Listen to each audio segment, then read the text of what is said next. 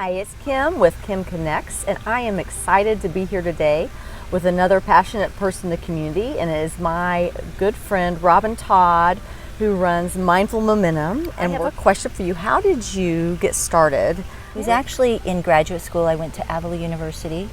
I was planning on getting my license to be a therapist, and actually just stumbled upon mindfulness. There was an instructor at Avila by the name of Dr. Maria Hunt, and she had spent about 7 years developing a curriculum in the area of mindfulness, and I learned her curriculum, which helped me through a difficult diagnosis of ovarian cancer. It was a saving grace for me, and when I graduated 3 years later, I decided that this is what I have been left here to do, is to share the message of mindfulness. And so that's what I love empowering people to do with simple practices.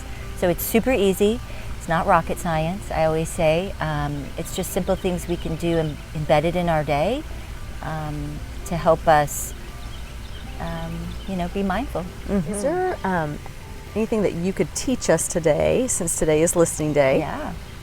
Just to help us become better listeners. When I'm not being a good listener is oftentimes when I'm with people who are quiet. Because I have a tendency when it's quiet, I want to overtalk because it's uncomfortable. So this is just my own personal awareness of a trigger for me. So we have to start noticing ourselves. Gosh, noticing when we're not present, and then putting in place kind of a practice plan is what we call it.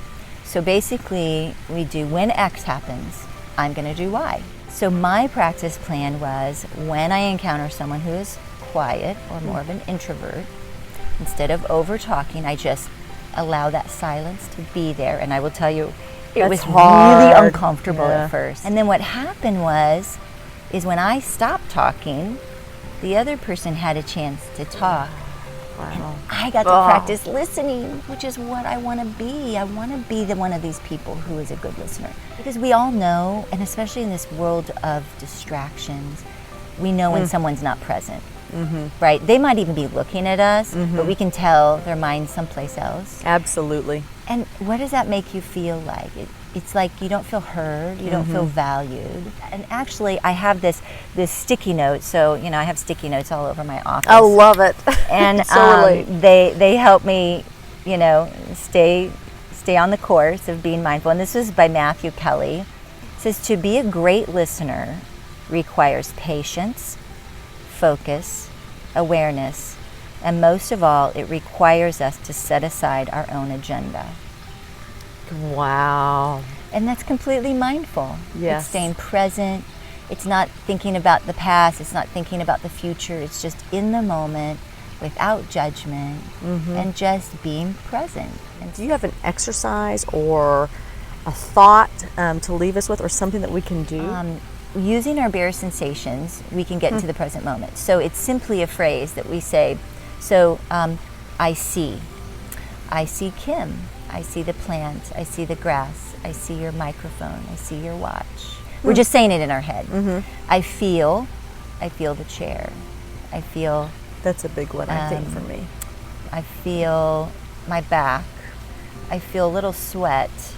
I hear the fountains in the background. So we can do that in our own head in the midst of a conversation. So we might be talking, and I might notice myself wandering, and I go, I see your earrings. I see your eyes, and I'm back immediately. Gosh, that's wonderful. So we can kind of just have that in our back pocket to use to bring us back to the present moment. All of our practices really create this tapestry of a life of mindfulness. Love that word. So while one practice can be helpful, it's important to have a variety of things to help us. And if you want to reach out to Robin Todd, we'll put a link below to connect with her, whether you're a corporation, a small business, a school, an individual. I know every time I'm with Robin, I learn so much. So thank you again for being here with us. Thank you. I appreciate it. Bye.